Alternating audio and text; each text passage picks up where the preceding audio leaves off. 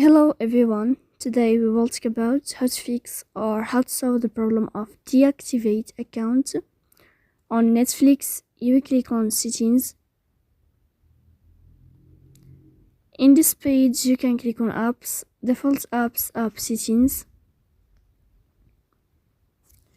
On above, you can search about Netflix and you will enter here. Then you can click on first stop and you can click OK. After that, you'll enter to the window of storage. Here you can click on clear cache. Don't click clear data because that can delete your account. In the end, you can turn off your phone and you can wait a moment to turn on your phone again.